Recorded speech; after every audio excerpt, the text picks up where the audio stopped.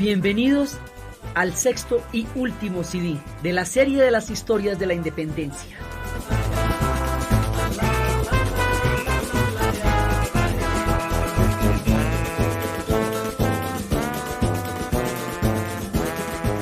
Y a estas horas, ¿qué ha pasado con el Brasil a todas estas?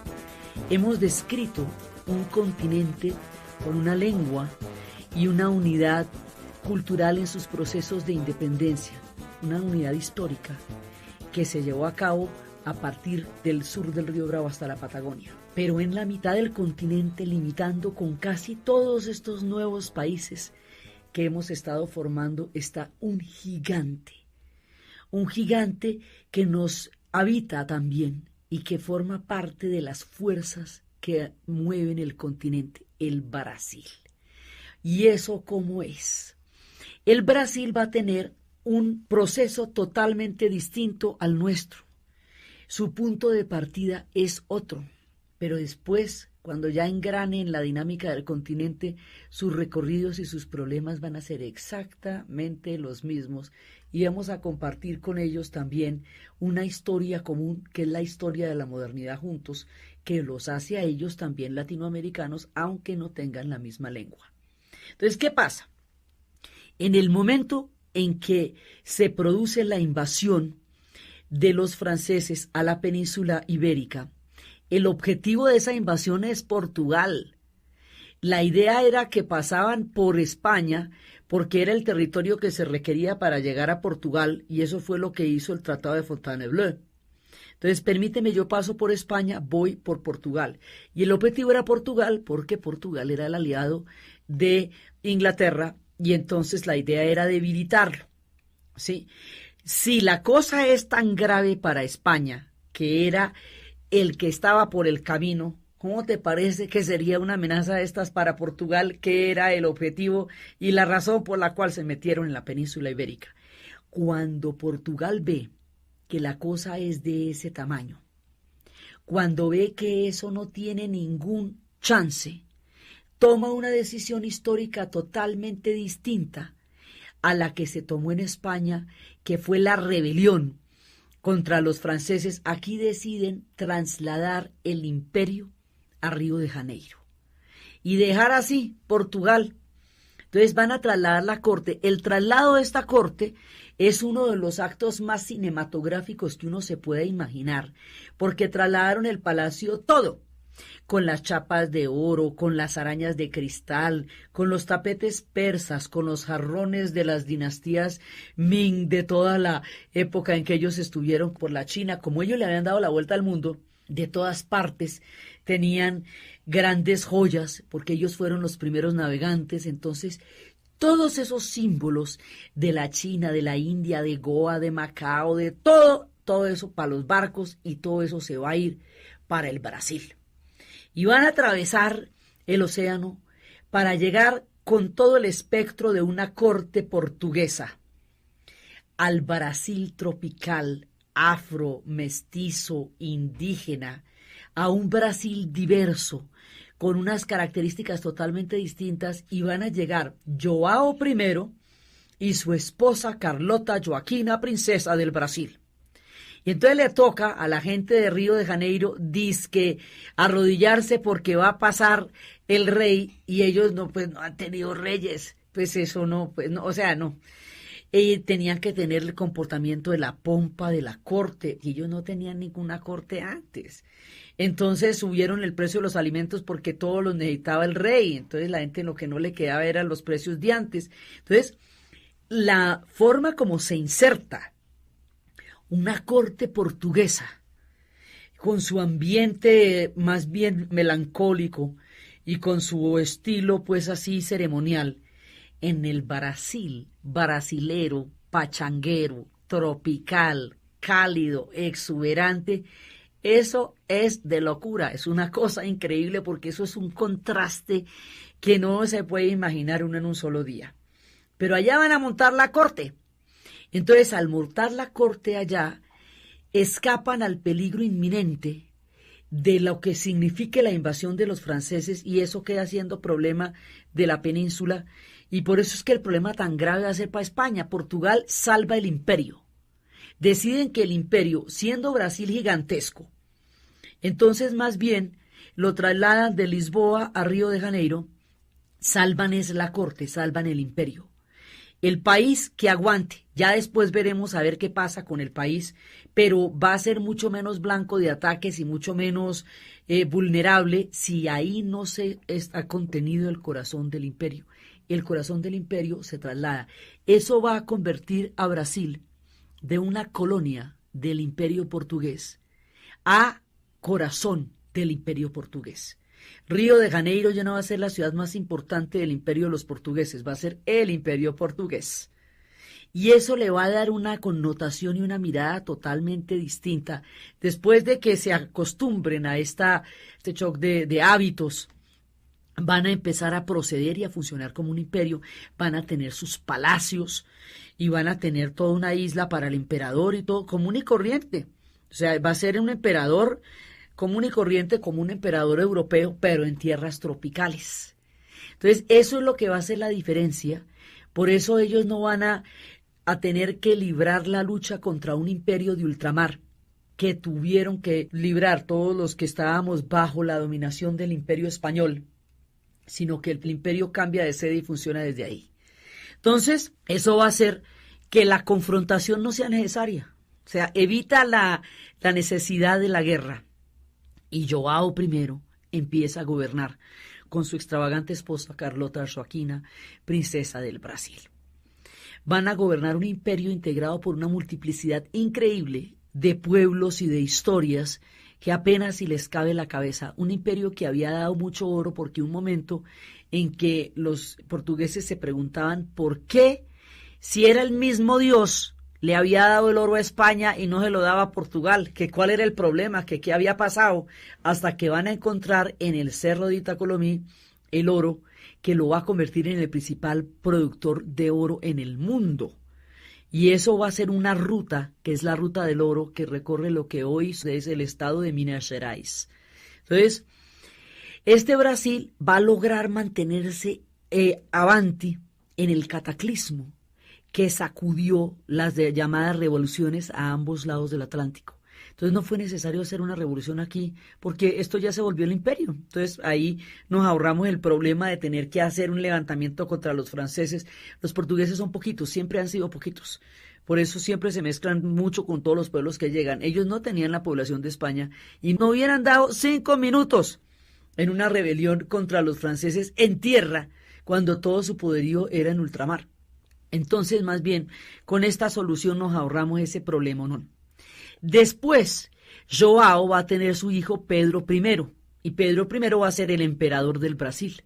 Cuando Pedro I sea el emperador del Brasil, va a haber una rebelión en Lisboa, porque los dejaron tirados, es verdad, eso los abandonaron allá a su suerte. Y entonces van a decir, bueno, ¿y qué vamos a hacer nosotros? Que vuelva el emperador, que ya derrotaron a Napoleón, que ya la fractura de la corte ha quedado atrás, que ya Europa se reorganizó, que ¿cómo vamos a hacer aquí? Pues sencillamente que vuelva el emperador a Portugal, que su hijo se quede en el Brasil. Entonces nos queda un emperador en Portugal, que es João, que es portugués, y nos queda su hijo en el Brasil, que es Pedro, que es brasilero. Entonces pasamos a un imperio ya no portugués, sino brasilero, porque eventualmente después se va a crear una independencia, no, ni siquiera una independencia, una separación. O sea, eso vamos a durar hasta 1826, o sea, en la época en que se están haciendo todas las batallas, cuando se está terminando de definir la suerte del continente, después de Junín y de Ayacucho.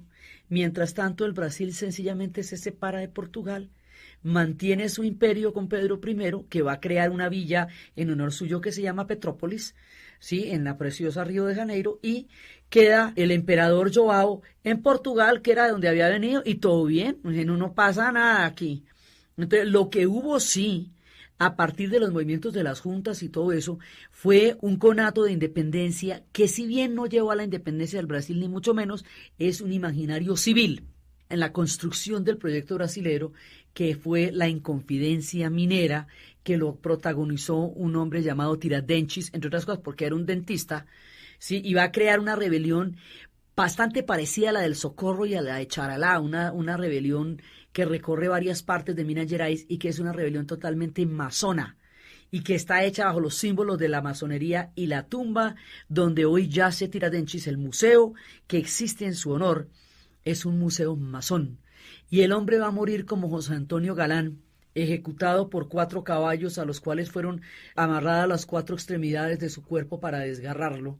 Es una historia de un martirio muy parecida a la del Socorro y a la de los comuneros, pero es un acto civil y político en un pueblo que va a definir su historia y su destino es a través de la monarquía y del imperio. Para ellos es muy importante esa rebelión porque crea un imaginario civilista, pero esa no fue la que definió su destino. El destino lo definió el imperio.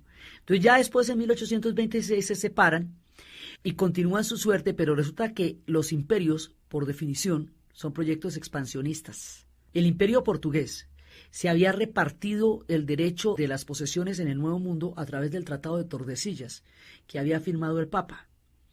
El imperio brasilero sigue siendo un imperio que tiene un proyecto de expansión y que va a ser gigantesco como realmente es hoy día. Ese proyecto de expansión, que primero estaba a cargo de los portugueses y que ahora está a cargo de los brasileros, ejerce una presión muy grande sobre la banda oriental.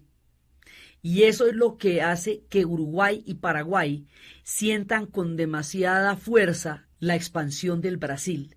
Eso en Paraguay había costado la aniquilación de las misiones, las famosas misiones del Paraná. Fueron aniquiladas en el momento en que los portugueses, cuando todavía estaban reinando allá, corrieron los límites, ¿sí? Y en ese momento se acabó toda la época de las misiones del Paraná, que era el momento en que había habido una etapa de conciliación muy interesante de interrelación entre los indios guaraníes y los jesuitas. Pero como esos eran de la parte española, entonces salieron de ahí. Entonces, estas fronteras siempre han sido problemáticas, porque es el lado más débil de la cadena. Esa debilidad de la cadena es lo que hace que la banda oriental sea tan celosa de su independencia y no esté dispuesta a caminarle al proyecto de las Provincias Unidas del Río de la Plata, porque el proyecto no le resuelve ni la protege del avance del Brasil en esa zona. Y esto no es paranoia. Después de que ellos se independizaron de España, y después los van a invadir los brasileros y se van a tener que independizar de los brasileros, o sea, el viaje lo van a tener que hacer 2 veces, hacerlo contra España y hacerlo contra el Brasil. No eran fantasmas los que Artigas veía. Eso también nos genera unas tensiones en el Amazonas. En el Amazonas, primero, ese territorio se lo estaban disputando entre el Imperio Portugués y el Imperio Español. Y ya en la época de las independencias, entre el Brasil y el Perú.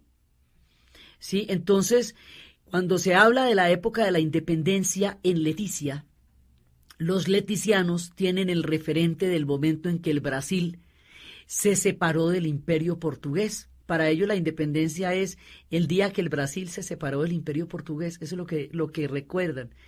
Después, Leticia, que originalmente va a ser una fundación peruana, una ciudad peruana, va a pasar a ser una ciudad colombiana cuando Colombia entre a tener parte en el trapecio amazónico, en el mundo del Amazonas a través del trapecio, pero esto va a ser en 1922.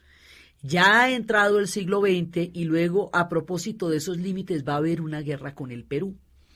Entonces, eso nos va a definir el tema del Amazonas, o sea que la presión se hace por la banda oriental y se hace por la Amazonía.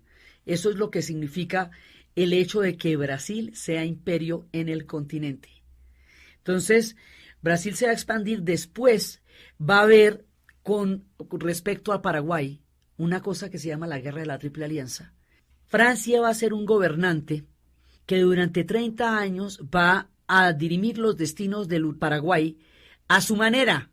Él va a empezar una guerra contra los vecinos, que la empieza él, pero cuando los vecinos lo van a atacar, es decir, Argentina, Brasil y Uruguay, la guerra se llamaría la de la Triple Alianza, va a ser tan devastadora que va a acabar casi con el Paraguay. Una tercera parte de la población murió y fueron tantos los hombres que murieron en este intento que se tuvo que instaurar la poligamia porque no había con qué poblar el país. Fue uno de los momentos más dramáticos y más terribles de las formaciones posteriores a la independencia y asestó un golpe aún sentido y grave porque Paraguay no se volvió a recuperar nunca como era después de la Guerra de la Triple Alianza. Entonces, el Brasil es un actor de primera línea en la formación de los nuevos estados después. Más adelante, el Brasil se va a convertir en una república. Y respecto del tema del federalismo y el centralismo, que nos ha ocupado tantos debates, pues México, cuando resuelva lo suyo, se va a volver un país federal. Brasil, cuando termine su etapa monárquica, se va a convertir en un país federal. Los dos gigantes del continente van a ser federales y el resto de los pueblos van a ser unitarios.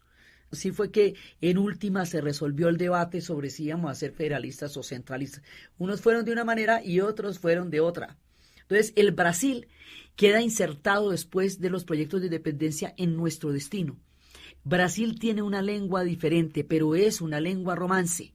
Es una lengua que tiene el mismo origen de la nuestra, que viene derivada del latín y con la que nos podemos entender. No es una lengua nórdica ni es una lengua monosilábica mandarina, no. Es una lengua que es perfectamente compatible con la nuestra, pues es una lengua romance.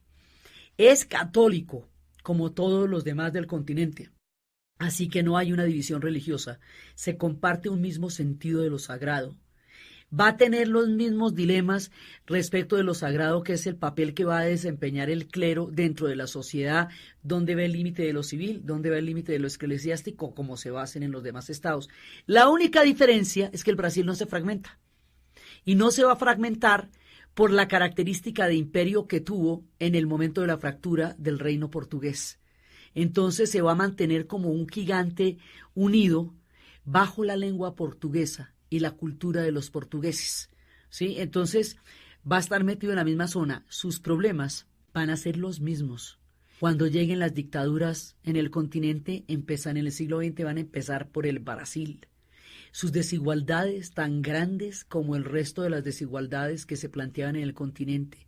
Su variedad, su mestizaje tan grande como el resto del continente. El drama de la esclavitud va a ser aún mayor en el Brasil, porque cuando ya la esclavitud se había acabado en el resto del mundo, fue el auge del café, y el auge del café va a llevar a la necesidad de tener muchos esclavos, y eso va a hacer que la esclavitud se prolongue 80 años más en el Brasil, y que sea hasta finales del siglo XIX que llegue la libertad para los esclavos. Y es entonces cuando llegará la libertad y cuando empezará el arduo proceso de reconocer al Brasil en toda su africanidad. Brasil va a estar también muy relacionado con las migraciones europeas en el futuro, lo mismo que Argentina, lo mismo que Uruguay. También serán receptores de grandes migraciones. Brasil también tendrá crisis institucionales como todos los demás países en la época de la independencia. Brasil tendrá las mismas preguntas y las mismas historias, y su camino será el mismo que todos nosotros recorrimos, con unas bonanzas económicas gigantescas que van a ir surgiendo como luces que se prenden sobre un mapa. Ora el caucho, ora el café, ora el azúcar, pero van a ser grandes momentos de riqueza que van a generar también grandes exclusiones y grandes porciones del pueblo fuera de todos estos proyectos de generación de tantas ganancias. Así que va a ser tan rico y tan pobre como todos nosotros. Y su historia va a ser tan parecida a la nuestra que en un momento dado la diferencia de sus orígenes no va a ser tan notoria cuando arranque el futuro de estos pueblos a finales del siglo XIX y en el siglo XX. Y de esa manera Brasil es latinoamericano, aunque no hable español, porque los comportamientos son los mismos, porque los referentes son muy parecidos, porque estamos juntos en el continente y crea esta identidad tan particular que hace que cuando un latinoamericano se reconozca con otro en cualquier parte del mundo, asuma que contiene una cantidad de cosas que ya conoce del otro, por el solo hecho de provenir de esta inmensa región que quedamos llamando, al final de todo, América Latina. Brasil es América Latina. También, su lengua también es latina, el portugués es una lengua latina, ¿sí? Y entonces está inscrito en nuestra historia. Entonces, con el Brasil terminamos, digamos, el panorama de todo lo que fue la suerte de cada uno de los pueblos que conforman esta inmensa realidad histórica. Ahora nos vamos a uno de los puntos importantes para entender lo que pasó con nosotros en esa época, el siglo XIX. Resulta que nosotros en los primeros 3 CDs habíamos estado contextualizando lo que estaba pasando, las influencias, las revoluciones, lo que era el siglo XVIII, que había creado toda la formación de una mentalidad que era la que se estaba dirimiendo. Todos los que van a protagonizar estas historias son hombres del siglo XIX. El siglo XIX tiene sus propias características, sus propios dilemas, sus propias historias, sus propias preguntas. Esas preguntas del siglo XIX son las mismas preguntas que se van a hacer las personas que protagonizaron nuestra historia, y hay que mirarlas en el calor de la manera como se pensaba en esa época. El siglo XIX es un siglo apasionado, sediento de gloria, necesitado de grandes aventuras, con una profunda idea de progreso, con una necesidad de crear epopeyas. Es un siglo prometeico, es un siglo utópico, como todos los proyectos que hemos estado contando.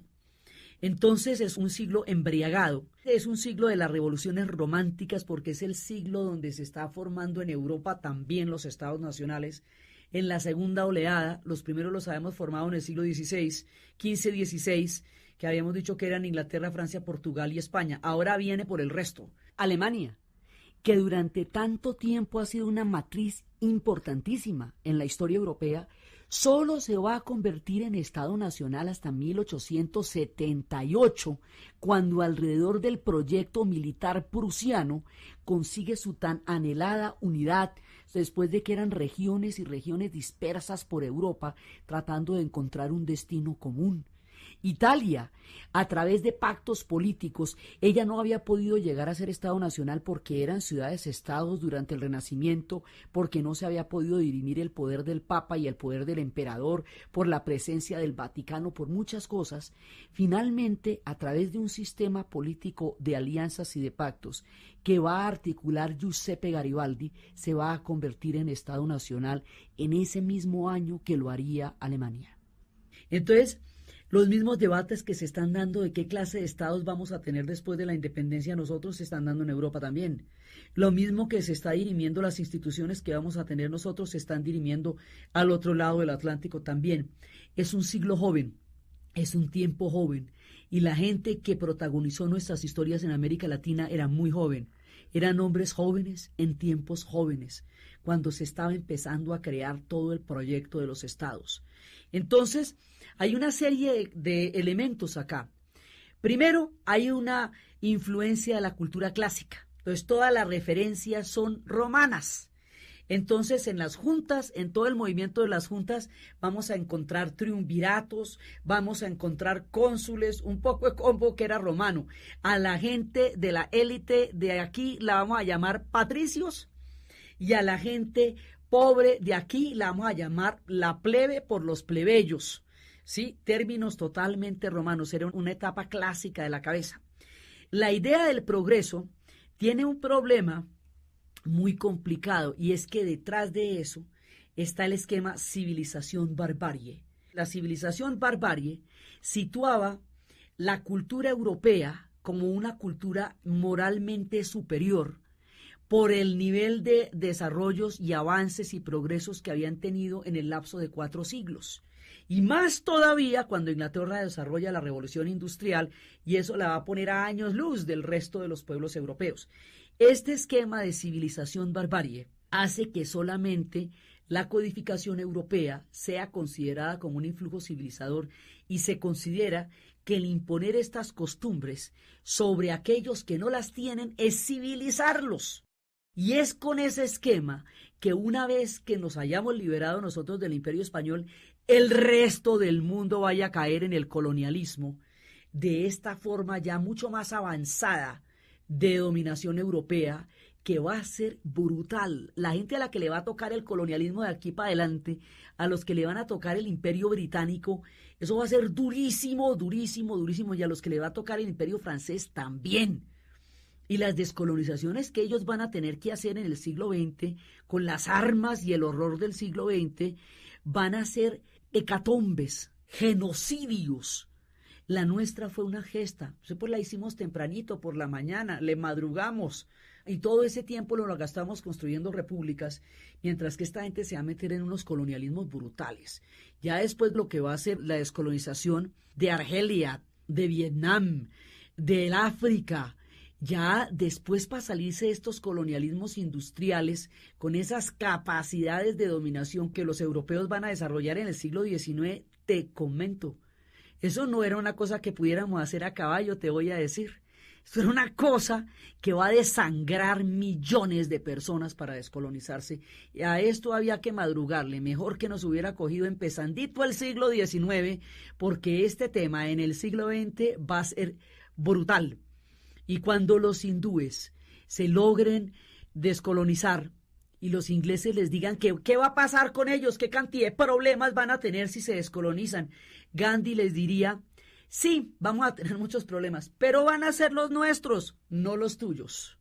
Claro, nosotros tuvimos muchos problemas y aún los tenemos, pero son los nuestros. Y los estamos resolviendo nosotros como podemos. Ahí está la diferencia y por eso es que valió la pena echarse esa montada a caballo por todos los Andes, para evitarnos las ametralladoras y los gases mostazas y los bombardeos del siglo XX, para poder resolver los problemas que son los nuestros, que nos toquen a nosotros. Para eso se hizo. Entonces, el problema de la civilización barbarie, ya en el proyecto de la construcción de nuestros estados, es que dentro de la civilización queda todo lo europeo y dentro de la barbarie queda todo lo que no está codificado en el esquema europeo, es decir, el mundo indio, el mundo mestizo, el mundo afro, el mundo mulato. Todo ese mundo que son nuestras raíces, que son nuestros componentes, no clasifica dentro del esquema de lo que es civilización. Eso va a hacer que nos cueste muchísimo trabajo reconocer nuestras raíces solamente hasta cuando la multiculturalidad haga válidas las diferentes miradas del mundo. Esto ya es casi pues a la mitad del siglo XX. Mientras tanto, todo esto se va a considerar inferior. Y en la medida en que todo nuestro componente se considere inferior al esquema de civilización, es muy difícil mirarnos en nuestra complejidad. Por eso nuestros apellidos solo se pueden rastrear hasta la parte europea. Cuando ya empiezan los apellidos indígenas o afros, se pierde el rastro del tiempo. Al Brasil le va a costar una cantidad reconocerse como un pueblo profundamente africano. Va a intentar hacer de todo para blanquearse, traer migraciones europeas a Curitiba y a Santa Catarina y al sur del Brasil a ver si blanquean la raza, meterse en la teoría de las leyes raciales de los años 30 a ver si dejan de ser africanos. Van a hacer de todo hasta que reconozcan, y eso es una de las luchas increíbles de las novelas de Jorge Amado, que ellos son un país afro. Porque es que allá van a llegar 6 millones de esclavos y el hecho de que vayan a tener 80 años más de esclavitud que el resto del planeta va a hacer que la raíz africana en el Brasil sea realmente importante, poderosa y vibrante. Bueno, lo que ustedes se imaginan para entender desde el punto de vista africano. El tema africano va a ser tan complejo que en el mismo Estados Unidos, para formar la nación americana, dejaron de lado el tema, decidieron no tocarlo porque como había estados esclavistas y estados no esclavistas, si se hubieran puesto a discutir el tema, a lo mejor no llegan a ser un estado nacional. Entonces lo dejan de lado, así que ellos no van a ser ciudadanos en Estados Unidos.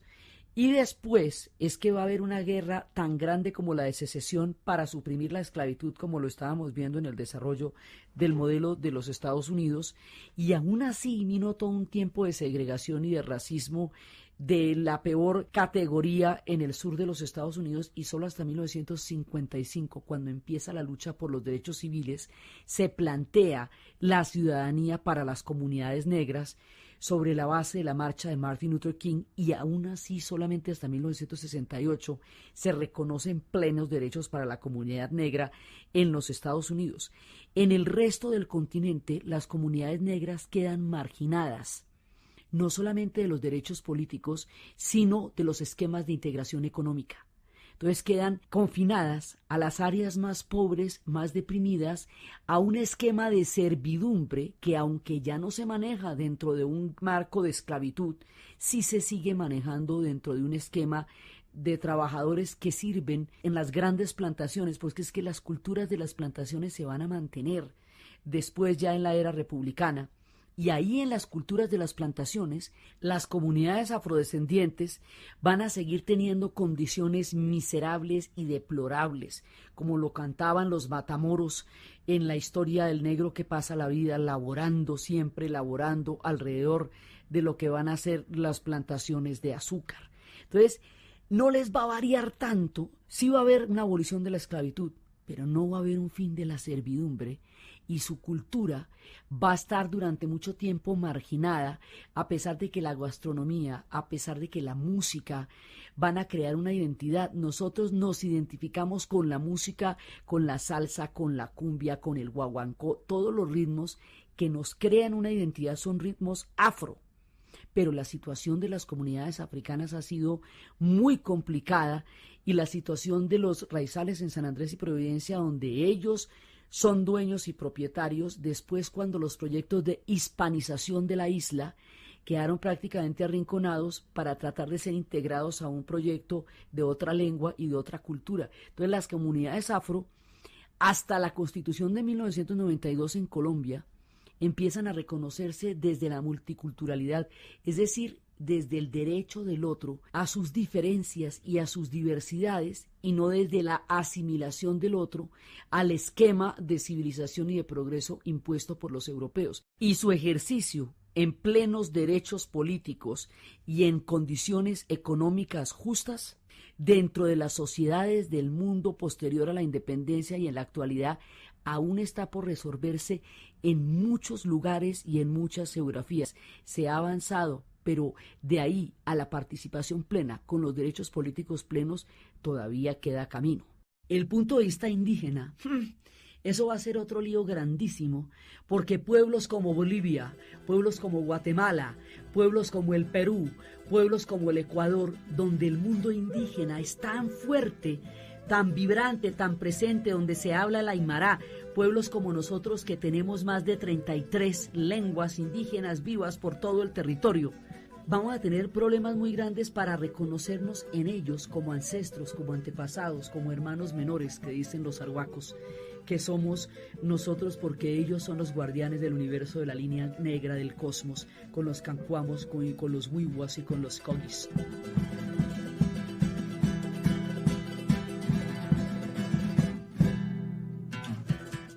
Durante el proceso de la independencia, una de las grandes preguntas que se hacían las comunidades indígenas era qué ventaja les ofrecía a ellos ese proceso. Muchos estuvieron de parte de los realistas porque por lo menos con la corona había unas leyes de protección de indias y no se sabía ni era claro cuál iba a ser el papel que ellos jugaran una vez independizadas todas estas naciones y una vez conformadas como tales. Pues la pregunta realmente tenía toda su razón de ser. ¿Por qué con el esquema de la civilización barbarie, la parte de las tierras indígenas van a ser como una especie de tierra baldía por donde van a avanzar las fronteras a costa de su existencia, donde cantidades de pueblos fueron eliminados en la expansión de las fronteras y quedaron solamente como unas vagas referencias cuando se habla de estos pueblos como una remembranza de un pasado que no existe? En el sur todavía existen los vestigios, todavía resisten los araucanos, queda la memoria de los mapuches, todavía quedan algunos charrúas, los patagones, pero efectivamente la frontera se amplió sobre sus territorios, es decir, no había un proyecto para ellos en el esquema de las jóvenes repúblicas no estaban contemplados en la medida en que no formaban parte del concepto de ciudadano y en la medida en que esta dificultad para reconocernos en ellos se expresó muchísimo en el esquema de civilización-barbarie que tempranamente resaltaría el Ariel de Rodó y toda esa forma de pensar, pero no solamente en el sur. También en Bolivia el tema no quedó resuelto, y como no quedó resuelto, y como el mundo aymara, y como el mundo quechua quedaron subvalorados en sus derechos por la historia, y fueron las élites blancas las que tomaron un lugar preponderante en la política hoy por hoy, ese problema no resuelto es el que se ve en esta confrontación de las dos Bolivias, la Bolivia indígena y la Bolivia blanca, que 200 años después se expresan en un antagonismo político muy fuerte. El tema en el Ecuador también lleva a toda una búsqueda de reconocimiento y de derechos políticos. El tema en las tierras que quedan en las zonas de guerra, en el caso de las comunidades indígenas en Colombia, muchas de esas comunidades se encuentran en zonas de guerra, en zonas de conflicto, donde agentes totalmente externos a la cultura y a la causa y a la vida de los indios se reparten sus tierras, los convierten en un sánduche entre ejércitos privados que se están matando entre sí. Las comunidades indígenas decían, esta guerra no es nuestra, pero sucede en nuestro territorio y así solitos no la podemos ganar. Entonces hay una cantidad de puntos que no se han resuelto todavía en la vida cotidiana de las comunidades indígenas, de su supervivencia, de sus tierras ancestrales, de sus leyes, de su manera de gobernarse y de su manera de entenderse, o sea, a nivel de los indígenas como viven hoy día, tanto aquí como en México, como en Guatemala, como en Chiapas. La revolución chapaneca es precisamente una revolución indígena de un pueblo que dice que con el Tratado de Libre Comercio no van a poder competir y por esa razón van a morir de hambre, de enfermedades perfectamente curables y de olvido, y que marcharon a San Cristóbal de las Casas para hacer evidente lo terrible de esta realidad que se les avecina en esquemas globalizantes donde ellos no tienen ninguna posibilidad de supervivencia tal como están planteados. Entonces, las comunidades indígenas en todo el continente siguen buscando un lugar que les dé su especificidad, su diversidad y las reconozca como tales. Pero no solamente que las reconozca en su identidad y en su vida cotidiana, sino en su formación de nuestro acervo histórico, el reconocernos en la parte indígena, el sentir que forman parte de nuestra sangre y de nuestra herencia, el reconocerlos en los esquemas educativos, el integrarlos tanto a ellos como a los afros en la narración de esta increíble diversidad que es la América Latina, es algo que todavía no se ha resuelto y forma parte de la mentalidad que está en vías de transformación para entendernos también en lo indígena, también en lo afro, también en la diversidad de todos estos otros componentes que crean el mestizaje, que es lo que somos todos. Después del tiempo de la independencia y a finales del siglo XIX y comienzos del siglo XX, cuando empezó el boom del caucho, la Casa Arana se constituyó como un sistema de explotación de las comunidades indígenas a través de las instituciones de la cauchería. En ese proceso, más de 40.000 huitotos fueron asesinados en las condiciones más brutales, quemados en sus malocas y sometidos a algo mucho peor que la servidumbre, y esto solo se vino a reconocer en la literatura cuando la novela de La Vorágine de José Eustacio Rivera pone de manifiesto ante el mundo los abusos de la Casa Arana en el Perú, y es después cuando se les restituye su condición colombiana que ellos pueden regresar a las tierras ancestrales, pero la devastación que esa cultura extractiva hizo sobre las comunidades indígenas es una profunda deuda de la historia que, como muchas otras, todavía se tiene con ellos. Este proceso está en pleno camino. Nosotros todavía no tenemos un reconocimiento pleno del papel del mundo indígena en nuestra historia. Ese reconocimiento de toda esta otra América va a tardar mucho tiempo porque el esquema europeo no lo permite. Entonces, vamos a tratar de europeizarnos, siendo Europa una parte de nuestros componentes. Y aún dentro de esa parte hay una gran herencia árabe, mucha influencia mozárabe, que viene de la gente de Al-Ándalus, que también llegó aquí, ¿sí? Y toda la cantidad de judíos sefarditas expulsados, que tuvieron que cambiar sus nombres y ocultar sus religiones para sobrevivir después de la expulsión de los moros y de los judíos de España. Toda esta gente viene acá. Entonces nosotros somos una realidad mestiza, y esa realidad mestiza nos supone una relación totalmente diferente con la cultura a los pueblos que se van a basar en razas relativamente homogéneas. Durante todo el tiempo del esquema civilización-barbarie, la idea de la raza blanca, de estar lo más vinculado posible a Europa por el color o por el apellido, era la idea que construía un sentido de hidalguía o un sentido de superioridad o un sentido de élite, hasta el punto tan terrible como habíamos dicho de que ser indio es un insulto. Y resulta que eso es un exabrupto histórico, porque nosotros somos pueblos mestizos que venimos de un mundo absolutamente rico que es el mundo indígena. La otra parte del proceso fue enaltecer la figura de lo indígena, pero denigrar al indio. Entonces los incas, los mayas y los aztecas, la maravilla total. ¿Quién puede desconocer la grandeza y la magnificencia de semejante historia que tienen los mexicanos detrás o los incas? Pero a los indios, nada. Con los indios la situación era muy distinta. Entonces se idealiza el acervo cultural, pero se desprecia al individuo.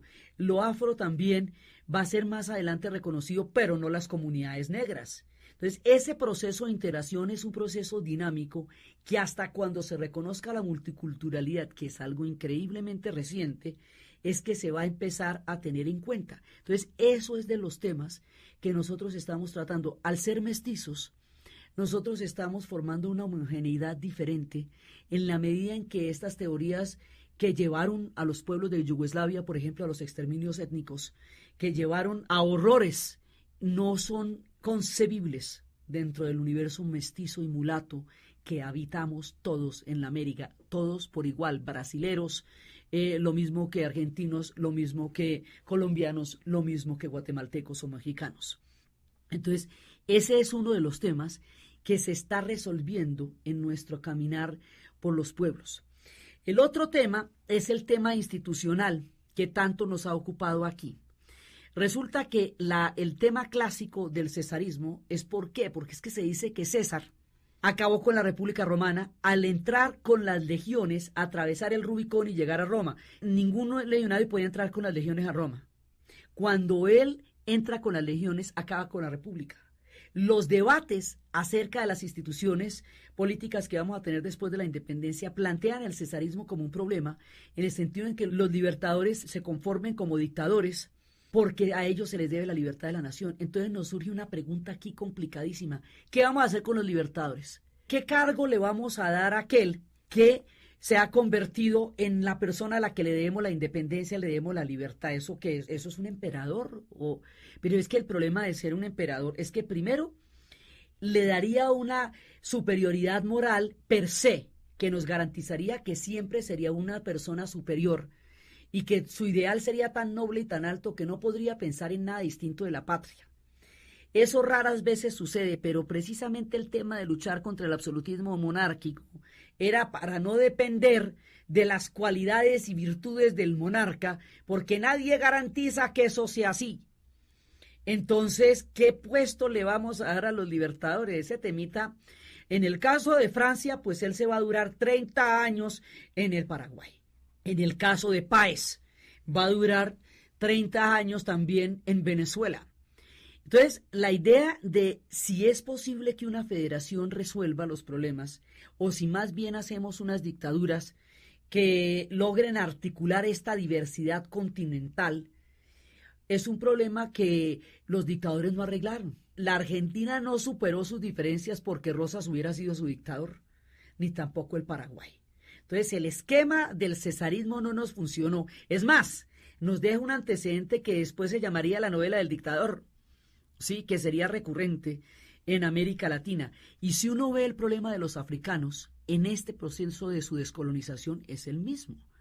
Acaban de darle la independencia a un pueblo hace menos de 40 años y entonces aquel a quien le den la independencia se eterniza por eso mismo en el poder, y es el caso de Mugabe, que no permite que Zimbabue, después de que él hizo una gesta increíble para liberar a Zimbabue, lleva 30 años allá y no le da salida a Zimbabue. Fue el caso de Mobutu en el Congo, el caso de muchos que se eternizaron en el poder por la superioridad moral que les daba el haber liberado un país. Entonces ese es el problema. O lo sacamos de ahí, como cuando Churchill perdió las elecciones después de haber salvado a Inglaterra en la Segunda Guerra Mundial, inmediatamente después de la epopeya más grande en la cual resistieron solos contra los nazis durante todo el tiempo, y él los condujo a una voluntad increíble para sobrevivir y resistir. En las siguientes elecciones pierde, porque el pueblo inglés decide que el hombre que lo condujo a la victoria no va a ser el mismo que lo conduzca a la paz. Entonces, el tema con los libertadores tampoco lo podemos resolver. Entonces, es el exilio, la ingratitud, la amargura de un hombre que se siente traicionado por todos porque sus ideales no pudieron imponerse como él hubiera querido porque su sueño no se cumplió. O es el hombre que decide que se va lejos de todas las corrientes políticas porque lo suyo era simplemente la independencia y se va a morir a Boulogne-du-Mer. O se quedan en el poder para manejarlo de ahí en adelante. Entonces, todas esas cosas se dirimen dentro de los espíritus del siglo XIX, donde existía esta sed de gloria, esta sed de aventura, esta ansia de impronta. La gente no quería vivir mucho, sino con gloria. Quería abrazar el mundo porque había una idea de que todo se podía hacer. De los grandes sueños, la teoría de la evolución de Darwin, esto que él aplicó a las especies, que era cómo las especies evolucionaban en la medida en que se adaptaban, esa teoría va a cimentar toda la idea de progreso del siglo XIX. La apropiación de la máquina, la revolución industrial va a hacer sentir que la capacidad del hombre para transformar el mundo es ilimitada, que el mundo está ahí para ser tomado por la mano del hombre. Hay un optimismo, hay un sentido utópico gigantesco. Es en ese sentido utópico, en ese optimismo y dentro de ese espíritu grandioso de logros gigantescos y que todo depende de la mano del hombre, que Bolívar y San Martín y Miranda tenían un sueño tan grande como independizar un continente. Son hombres de su tiempo. Sueñan las cosas grandes que se soñaban en el siglo XIX. El siglo XIX es todo menos escéptico. Es en el siglo XX, cuando se prueben los horrores de tantas cosas que pasaron, que se va a matizar tanto optimismo. Ahora, el otro tema era que se consideraba que la violencia era la partera de la historia, que la guerra era la política por otros medios y que la vida no valía nada. Eso hace que los esquemas sean profundamente violentos, que nadie piense, digamos, en formas de transición que no estén atravesadas por estas epopeyas de batallas. Las batallas son glorificadas como actos en los que se expresa la grandeza. Entonces, son espíritus contradictorios, porque son espíritus, lo hacen todo por la grandeza, no están exentos de lados oscuros, de traiciones, de maniobras. Es una época conspirativa, porque se estaba conspirando contra los imperios. Es una época de logias masónicas, y las logias son de todas maneras conspiraciones secretas para cambiar los destinos. Es una época en que se cree que la naturaleza se puede someter, y hay un momento en la primera campaña de Bolívar en que van a caer unos terremotos terribles y las ciudades realistas se van a salvar de los terremotos y las ciudades que estaban con Bolívar van a quedar arrasadas por los terremotos. Él dice, si la naturaleza se va a poner en contra de nosotros, pues la enderezamos hasta que nos ayude. La idea de la invencibilidad del hombre, la idea de la capacidad para transformarlo todo, es la idea con la cual usted puede atravesar la cordillera de los Andes, o si no, ¿cómo le ocurre que va a poder usted atravesar la cordillera de los Andes a caballo, con un poco de jinetes, si es que usted no cree que el destino es suyo y está ahí para comérselo de un solo mordisco? Entonces, estos hombres contradictorios, conspirativos, con unos egos impresionantes, ¿a usted cómo le parece que es un ego de un libertador o qué? ¿Sí? Son seres humanos de carne y hueso, hombres del siglo XIX, hijos del espíritu de su tiempo.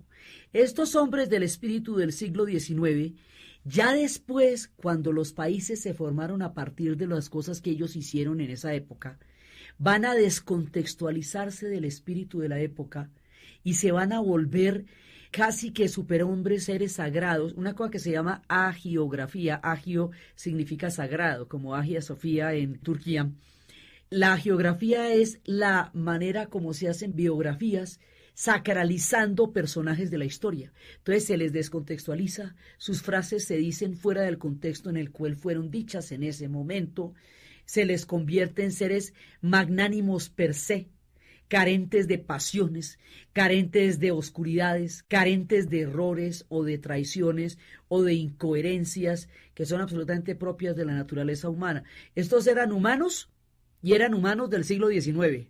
Y eso trae todo ese montón de espíritus detrás. Eran soñadores, eran grandes en el sentido en que tenían proyectos gigantescos, mucho más allá de sus intereses personales. Entonces, cuando los ejércitos atravesaban los Andes y estas zonas, no era para dominarlas ni para someterlas, era para liberarlas, no era para apropiarse de ellas, era para formar parte de un proyecto integrador. Entonces, dentro de estos proyectos integradores, ellos estaban concebiendo sueños inmensos. Y esos sueños inmensos pues no se podían realizar en la medida en que ellos los soñaban, porque las condiciones históricas eran otras. Ellos hicieron lo que pudieron en el tiempo en que vivieron, y eso que ellos hicieron, y esas decisiones que ellos tomaron, y esos espíritus que los habitaban, y esa época en la cual ellos vivieron, explica el nacimiento de nuestros proyectos de estados nacionales. Somos los resultados de eso. Ahora, de aquí se van a formar los mitos. Esos mitos son parte de nuestra construcción de identidad y esos mitos van cambiando según las interpretaciones de las épocas. Entonces el mito de Bolívar va atravesando toda clase de miradas. Lo ha utilizado todo el mundo. Hubo una época en que los italianos durante el fascismo se remitían a él porque había jurado sobre el Monte Palomino. Una época en que los movimientos guerrilleros se remetían a él porque sus espadas daban avales y símbolos. Una época en que se le consideraba el más libertario, otra en que se le consideraba dictador, otra en que se consideraba fracasado, otra en que se consideraba superhombre, otra en que se consideraba anticolonialista y otra en que se consideraba antiimperialista, como si hubiera podido ver por entre el tiempo el papel hegemónico que iba a jugar los Estados Unidos en la región. Cada uno le va atribuyendo, según la época en que le vaya viviendo, la mirada con la que está trabajando en ese instante. Hoy por hoy se le utiliza para crear todo un imaginario de una revolución bolivariana en Venezuela, que se basa en una interpretación de su figura para trazar un plan histórico, el que quiera que éste sea. Entonces, estos mitos van a formar parte de las interpretaciones con las cuales los pueblos se ven a sí mismos. Hay quienes dicen que él es el que fundamenta al mundo de la costa frente a Santander, que es el que fundamenta al mundo del interior. Hay quienes dicen que Santander fue el que construyó las leyes y la civilidad absolutamente indispensables para constituir un marco institucional, teniendo en cuenta que a nosotros nos costó tanto y es que es tan costoso llegar a ejercer la democracia y a entenderla. Hay quienes se polarizan entre uno y otro. Todas esas lecturas son parte de una forma posterior a los acontecimientos de la historia que significa el mito y la interpretación. Y esas lecturas nos van construyendo, en la medida en que se van modificando los personajes de su esquema original, la manera como nos vemos en el momento en que las estamos interpretando. Ahora, al medirnos con Europa, mediamos a Europa desde la prosperidad y desde la revolución industrial, pero es que esa revolución industrial se hizo a costa de toda la red de textileros de la India. A esa revolución industrial le cuesta a la India su propio desarrollo. O sea, cada uno de esos grandes proyectos europeos tiene un pueblo al cual le van a sacrificar para poder sacar adelante esos esplendores. Entonces, con esos esquemas coloniales, pues es que unos van a salir adelante a costa de otros. Entonces, cuando nos miramos en los esplendores de Europa, ahora, en su Unión Europea, y pensamos en nosotros como latinoamericanos que no hemos logrado unidades políticas, no pensamos que los europeos se gastaron 2 guerras mundiales y siglos de peleas para llegar a ponerse de acuerdo para la foto, que hubo que tumbar el muro de Berlín para poder hacer eso. no caemos en cuenta cuánto se demoraron en formarse, cuánto tuvieron que sufrir. Francia tuvo una guerra de 100 años, casi se desintegra antes de poderse integrar. ¿Sí? Inglaterra sufrió guerras religiosas. Nosotros tenemos una unidad religiosa y una unidad lingüística. ¿Qué significa tener una unidad lingüística? Significa que todos nos entendemos en un mismo idioma. Sin esa lengua no podríamos disfrutar ni de la melancolía del tango, ni de la nostalgia del bolero, ni de la sabrosura del son, porque es en esa lengua en que está codificada nuestra música, nuestro corazón y nuestro espíritu. Sin esa lengua no habríamos podido entender la maravilla de nuestra literatura en idioma original y no podríamos leer a Cortázar, a Borges, a García Márquez, a Vargas Llosa, a Augusto Roa Bastos, a todos los personajes que, siendo capaces de narrar todas estas epopeyas, nos hicieron visibles ante el mundo a través de la literatura. A Álvaro Mutis, a Octavio Paz, es en nuestra lengua que los podemos leer. Es en esa lengua en que estamos codificados y en que nos entendemos los unos a los otros. Eso significa una unidad lingüística. Es mucho más fácil recorrer un continente que tiene una sola lengua que pueblos donde en cada cuadra hablan algo diferente. Precisamente lo que nos dio una ventaja, en África se hablan 1200 lenguas. El tema de cuál es la lengua que van a hablar después de que se descolonicen, teniendo en cuenta que a unos los colonizaron los portugueses, a otros los ingleses, a otros un pedazo los españoles y a otros los franceses, eso es un dilema que están intentando todavía resolver. El tema de la India, que tiene más de 38 lenguas con diferentes alfabetos, eso es otro tema complicado. Nosotros tenemos una sola lengua, ¿sí? Aunque haya entre nosotros pueblos que hablan otras lenguas, las lenguas indígenas o pueblos de orígenes ingleses que están entre nuestras Antillas, ¿sí? Por ejemplo, a todas estas, Jamaica, que tantos beneficios nos dio, se vino a independizar, fue en 1965. Mucho más tarde, ella que nos hizo posible todo, ella se vino a independizar, fue en esa época, a pesar de que hay algunos pueblos entre nosotros que tienen diversidades de lenguas, que hablan el inglés, que hablan el creol como una lengua importante, como es el caso de San Andrés y Providencia, como es el caso de Haití, que habla el creol francés, como es el caso de las Antillas. La unidad lingüística continental nos permite movernos dentro de un referente común que hace que el concepto de identidad sea tan fuerte entre nosotros. Entonces, eso por un lado. La unidad en lo sagrado, el hecho de que todo el mundo sea católico, evitó que se produjeran fracturas tan profundas y tan terribles como las que tuvieron los europeos por las guerras de la Reforma. Inglaterra, Francia, Suiza, Holanda se van a desangrar durante las guerras de la Reforma por el tema de si son protestantes o si son católicos. Como nosotros veníamos de un pueblo que resolvió eso a través de una unidad sobre lo católico, el tema no nos tocó a nosotros de ninguna manera y eso hace que las discusiones que haya sobre lo sagrado es el papel que la Iglesia tenga dentro de la conformación de una sociedad civil o no, o sea, si son sociedades laicas o si son sociedades confesionales. No más, el contenido no es el tema que nos divide porque el contenido es el mismo para todo el mundo.